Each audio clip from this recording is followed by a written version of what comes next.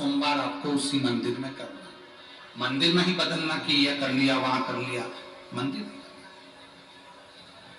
पूजन की थाली को जो लगा कर लेकर गए हो उससे पूजन कर कर वापिस लिया, उसको ढक कर रख दो। शाम के समय पर फिर वही पूजन की थाली वापिस लेकर वापिस उसमें 6 दिए प्रसाद एक पात्र में लेकर जाओ। 3 हिस्से करने के लिए कोई सामग्री लेकर जाओ, दोना है, कागज है, प्लेट है, जिसमें आप 3 हिस्से प्रसाद लेकर मंदिर में जाकर प्रसाद के सबसे पहले 3 हिस्से करिए, फिर 6 दियों को जमीन पर रख दो। कितने दिए? 6 दिए में से 5 दिए जला दीजिए, प्रज्वलित कर दो। 1 दिया मत जलाना। जब पूजन हो जाए, तुम्हारी महादेव की आराधना हो जाए, अर्चना हो जाए, सब कुछ करने के बाद में जो बिना जला हुआ दिया है उसको उठाकर थाली में रख लो।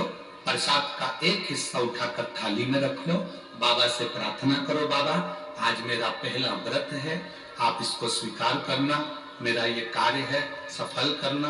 विनती कर कर बाबा के मंदिर से निकलो, अपने घर के दरवाजे पर अंदर प्रवेश करो, सीधे हाथ की ओर बैठ जाओ, अपने घर की ओर मुख कर कर सीधे हाथ की ओर बैठकर दिया जला दो।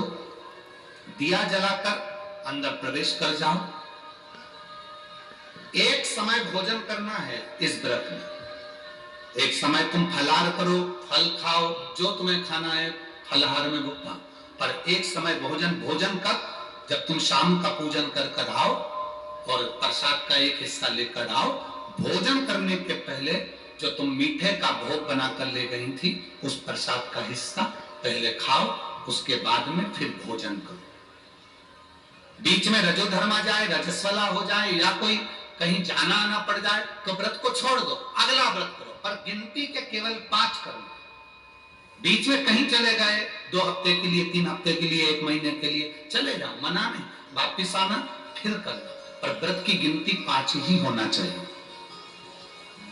5वां व्रत जब आपका पूर्ण हो, बाबा को वही 6 दिए, श्रीफल, भेंट, कुछ 108, चाहे तो फूल की पंखड़ी ले जाएं, चावल का दाना ले जाएं, मूंग ले जाएं, या जो चीज आपसे बन जाए 108 बेलपत्र वगैरह वो ले जाएं। बाबा को वही प्रसाद के 3 हिस्से कर कर, दिए रखकर, बाबा को पूजन कर कर, 108 सामग्री जो लेकर गए हो वो बाबा को श्री शिवाय नमस्तुभ्यं कर कर समर्पित कर।